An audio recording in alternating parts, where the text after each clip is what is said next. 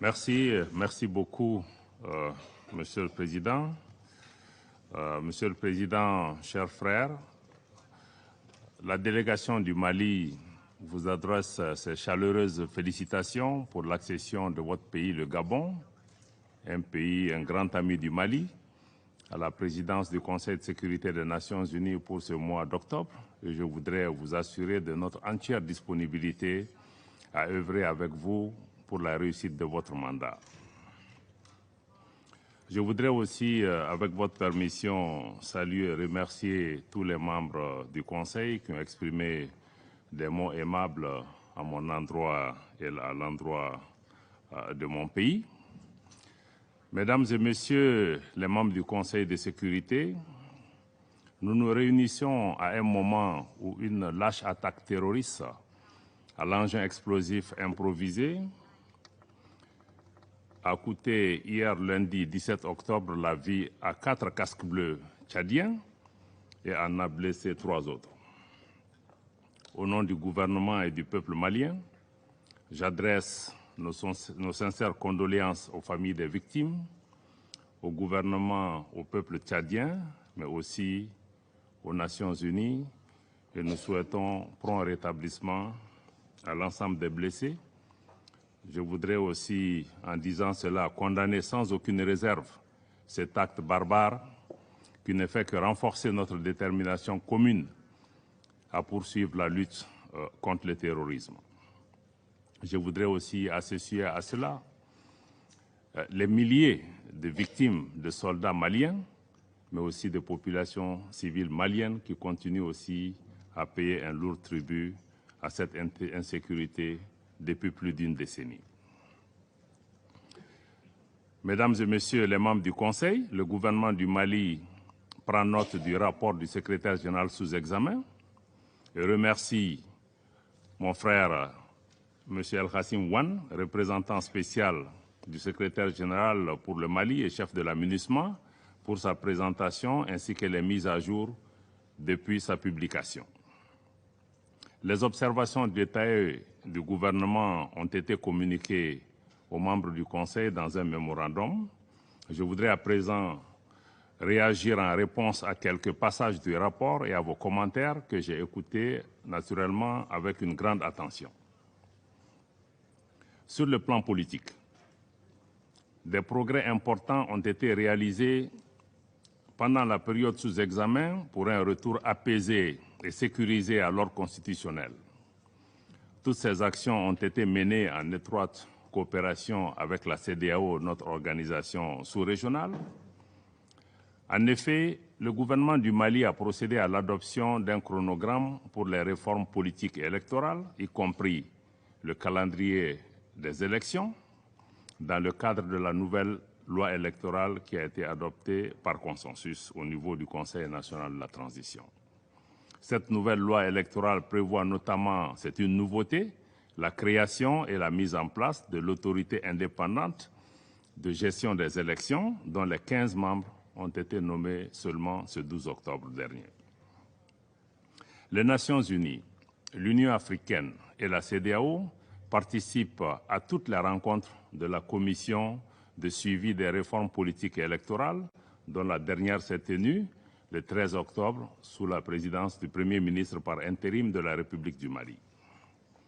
Poursuivant cette dynamique d'inclusivité et de consensus chère à son Excellence le colonel Assimi Goïta, président de la transition, chef de l'État du Mali, des dispositions sont en cours en vue de l'augmentation du nombre de sièges des membres du Conseil national de transition, organe législatif de la transition. Ces mesures s'inscrivent dans le cadre d'un vaste chantier de réforme en cours d'exécution et indispensable à la refondation de notre État, qui comprend la remise le 11 octobre au président de la transition de l'avant-projet de la nouvelle constitution malienne, élaborée à l'issue d'une démarche consensuelle, mais aussi de large concertation de l'ensemble des forces vives du pays. Ce projet de loi fondamentale prend en charge les aspirations profondes des Maliennes et des Maliens, telles que cela a été exprimé lors des assises nationales de la refondation. Sur la mise en œuvre de l'accord pour la paix et la réconciliation issu du processus d'Alger, je ne me lasserai jamais de souligner que le gouvernement reste totalement engagé dans sa mise en œuvre diligente et intelligente pour une stabilité durable au Mali. À cet égard, je me félicite de la tenue de la réunion de haut niveau décisionnelle au mois d'août dernier, qui elle-même a été suivie de la 6e réunion de haut niveau du comité de suivi de l'accord le 2 septembre à Bamako.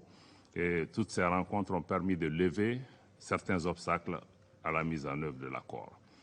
Plus récemment, la 46e session du comité de suivi de l'accord s'est tenue le 11 octobre et a permis aux parties maliennes de renouveler leurs engagements pour une paix durable. Je voudrais à ce sujet saluer la forte implication de la médiation internationale sous la direction de l'Algérie et saluer tous les membres de la médiation internationale qui nous accompagnent. Comme vous le savez, au titre du processus de désarmement, démobilisation et réintégration, les parties maliennes ont convenu de l'intégration de 26 000 ex-combattants d'ici 2024. Je me félicite par ailleurs d'une participation de plus en plus active et significative des femmes et des jeunes au processus de paix. Parallèlement, le gouvernement du Mali œuvre constamment à la promotion de la paix et du vivre ensemble. En témoigne la première édition de la Semaine de la réconciliation nationale qui s'est tenue au mois dernier sur l'ensemble du territoire national, mais également au niveau de la diaspora malienne. Monsieur le Président, à l'instar du secrétaire général, vous avez été nombreux à manifester votre préoccupation relative à la situation sécuritaire. J'en ai pris bonne note et je partage beaucoup de préoccupations qui ont été exprimées autour de cette table. Le rapport sous examen, cependant, aurait gagné, Monsieur le Président, en objectivité s'il informait davantage sur les efforts et les progrès réalisés par le gouvernement dans le cadre de la sécurisation du territoire national et aussi de la protection des populations civiles. Depuis le mois de décembre 2021, les forces de défense et de sécurité du Mali ont lancé des grandes opérations militaires qui ont permis de détruire d'importants sanctuaires terroristes, d'opérer des saisies importantes d'armes, de munitions et de matériel de guerre, de libérer plusieurs localités et de favoriser le retour de personnes déplacées dans leur foyer. Cette montée en puissance des forces de défense et de sécurité est une réalité tangible, fortement appréciée par les populations. Le gouvernement reste déterminé à prévenir et à contrer les attaques indiscriminées ou les représailles contre les populations civiles, malheureusement. En outre, le gouvernement s'est doté d'une stratégie intégrée pour le centre, comme cela a été rappelé par beaucoup d'intervenants. Donc cette stratégie pour le centre qui comprend, en plus des aspects purement sécuritaires, des approches politiques et de développement économique, social et culturel. Cela pour vous dire, mesdames et messieurs, que les autorités maliennes ont pleinement conscience que la seule réponse sécuritaire ne suffira pas à ramener la paix et la stabilité dans notre pays et qu'il est indispensable de créer un environnement socio-économique à même de fournir des opportunités, mais aussi des perspectives aux populations, particulièrement dans leurs franges vulnérables aux influences néfastes des groupes terroristes. Dans la même veine, le gouvernement œuvre pleinement à la restauration de l'autorité de l'État, à la fourniture des services sociaux de base aux populations dans les zones affectées par l'insécurité. Pour ce qui concerne la présence des représentants de l'État, les mesures ont été prises pour que les cadres récemment nommés, et il y en a beaucoup, plus d'une centaine, presque 200 représentants de l'État qui ont été nommés récemment, prêts à être déployés, après leur formation qui comprend des modules sur les élections, sur le mandat de l'aménagement, mais aussi sur les services sociaux de base. À ce titre, les initiatives se multiplient pour offrir l'éducation au plus grand nombre d'enfants dans les zones affectées par le conflit, ce qui est aussi une préoccupation importante et le gouvernement fournit d'énormes efforts pour permettre à tous les enfants, même ceux qui sont dans les camps de personnes déplacées, de pouvoir continuer à recevoir une éducation digne. Toujours dans ce chapitre sécuritaire, Il est aussi, Monsieur le Président, il est surprenant que dans le cadre du récit factuel, le rapport du secrétaire général ait passé sous silence la saisine du Conseil de sécurité par le Mali le 15 août 2022 pour ce qui concerne les tentatives de déstabilisation et les violations répétées de l'espace aérien par les forces françaises. Ces actes d'agression d'une extrême gravité qui constituent, vous le savez, une violation de la Charte des Nations Unies, mais aussi une violation du droit international. Nous pensons que, mesdames et messieurs les membres du Conseil, que ces actes ne doivent pas rester sans suite et votre Conseil est interpellé fortement au Mali et en Afrique et ailleurs.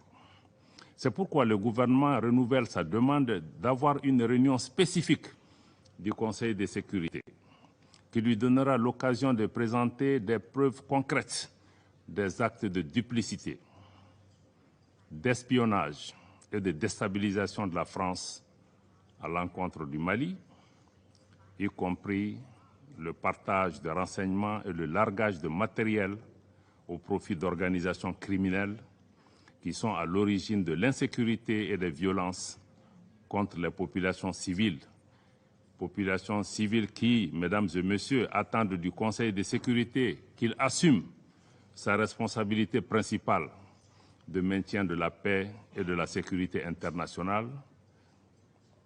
Nous avons également pris à témoin, à travers cet exercice, l'opinion publique nationale et internationale qui doit être édifiée, pour une fois, sur les causes profondes, les facteurs qui créent l'insécurité, la déstabilisation et l'expansion du terrorisme dans le Sahel. Le Mali dénonce la guerre par procuration qui lui est imposée, tout comme les manœuvres et les entraves à la tenue de cette réunion spécifique pour la manifestation de la vérité dans cette partie du Sahel. En tout état de cause, le gouvernement du Mali se réserve le droit de recourir à la légitime défense, conformément à l'article 51 de la Charte des Nations Unies, mais aussi conformément à la lettre numéro 0444 MACI en date du 15 août que le gouvernement du Mali a adressée au Conseil de sécurité. Donc le Mali se réserve le droit de recourir à la légitime défense si la France continue à porter atteinte à la souveraineté de notre pays, à son intégrité territoriale et à sa sécurité nationale. Sur la question des droits de l'homme, je me réjouis de la baisse constatée des cas d'atteinte aux droits humains sur la période couverte par le rapport. Cependant, contrairement à des allégations sans fondement et entretenues à dessein, les opérations militaires des forces de défense et de sécurité du Mali sont conduites dans le strict respect des droits de l'homme et du droit international humanitaire. Conformément à sa politique de tolérance zéro, le gouvernement du Mali, à travers la justice militaire, a jugé plusieurs cas d'infraction relevant de la compétence des tribunaux militaires et de nombreuses procédures ont été ouvertes dans ce sens, dont certaines sont en cours d'instruction préparatoire au niveau du tribunal militaire. S'ajoutent notamment à ces mesures les enquêtes ouvertes pour la recherche de la vérité ainsi que la relecture du Code pénal, du Code de procédure pénale et du Code de la justice militaire pour prendre en charge ces situations. Je salue ici l'appui de la MINUSMA dans le cadre de la tenue de la deuxième audience du tribunal militaire de Mopti et de 3 autres audiences au niveau de la juridiction de Douenza, ainsi que sa contribution à l'amélioration des conditions de détention et de sécurité dans certaines prisons au centre du pays. Je dois dire en outre que la justice a ses propres exigences, lesquelles commandent que les allégations contenues dans le rapport, qui ne sont pas paroles d'évangile, soient étayées par des preuves objectives, ou tout au moins qu'elles soient fondées en leurs principes, ce qui n'est pas toujours établi dans le rapport. Cependant, je le redis avec force, le gouvernement du Mali reste fermement opposé à l'instrumentalisation et à la politisation de la question des droits de l'homme à des fins de déstabilisation, d'intimidation ou de chantage. Au demeurant, il est tout aussi regrettable de constater que certains mécanismes des Nations Unies, mis en place soi-disant pour aider les pays en crise, fassent l'objet des mêmes instrumentalisations par des influences extérieures. Dans ce chapitre, le gouvernement du Mali constate avec regret que le groupe d'experts des Nations Unies sur les sanctions concernant le Mali, créé par la résolution 2374-2017, outrepasse de plus en plus son mandat, tant dans la substance des événements à examiner que dans sa zone d'opération, qui est exclusivement limitée aux régions du nord de notre pays qui sont concernées par la mise en œuvre de l'accord. Le gouvernement a toujours coopéré et de bonne foi avec les mécanismes relatifs au régime des sanctions, notamment le comité des sanctions, avec lequel nous entretenons une bonne relation. Toutefois, nous envisageons de réévaluer notre coopération avec le groupe d'experts à l'aune du respect par celui-ci des termes précis de son mandat. Nous vous avons saisi par écrit le Conseil de sécurité par rapport à cette question. En ce qui concerne la situation humanitaire, le gouvernement du Mali reste très préoccupé par la situation précaire des réfugiés dans les pays voisins, que je remercie ici pour leur hospitalité à l'égard des nôtres. Le gouvernement reste également attentif au cas des milliers de personnes déplacées, y compris leurs enfants, dans le contexte de la rentrée scolaire. Nous sommes d'autant plus préoccupés que les fonds nécessaires aux besoins humanitaires, comme cela a été signalé tout à l'heure par le représentant spécial, ne sont mobilisés qu'à hauteur de 30%. Cependant, je veux donner cette assurance à nos compatriotes dans cette situation difficile. Le gouvernement du Mali continuera à s'atteler à réunir les conditions, non seulement pour leur prise en charge adéquate sur place, mais aussi et surtout pour faciliter le retour dans leur localité d'origine, dans la sécurité, mais aussi et surtout dans la dignité. Mesdames et Messieurs les membres du Conseil, j'ai également pris bonne note de vos remarques et observations en ce qui concerne les défis opérationnels posés à la MINUSMA. Le gouvernement du Mali s'est organisé à prendre en charge le départ de la force française Barkhane. Il n'y a donc pas de vide sécuritaire à cet égard. Nous invitons par conséquent la MINUSMA à pleinement coopérer avec la partie malienne en vue de l'efficacité de nos actions communes sur le terrain. Vous comprendrez ici, contrairement à ce qui est véhiculé, qu'il n'existe aucune volonté de restreindre les mouvements de la mission. Il y a plutôt de la part du gouvernement du Mali une volonté d'affirmer notre souveraineté sur notre territoire, une volonté de coordination, mais une volonté aussi de partenariat avec la mission tenant compte de ce contexte nouveau. Le gouvernement a été amené à prendre des mesures pour des considérations de sécurité nationale essentiellement, suite à l'arrivée sans base légale, mesdames et messieurs, sans base légale de forces étrangères qui se présentaient sous la bannière des Nations Unies, ce qui est profondément préoccupant et ceci doit interpeller votre Assemblée. La suspension des rotations qui s'en est suivie n'a été que temporaire. Elle a été immédiatement levée suite à la mise en place, comme le représentant du secrétaire général l'a dit avec moi, d'un cadre permanent de concertation de haut niveau entre le gouvernement et la MINUSMA, qui comprend pas moins de 7 membres du gouvernement, pour montrer notre engagement à travailler avec la mission pour trouver des solutions.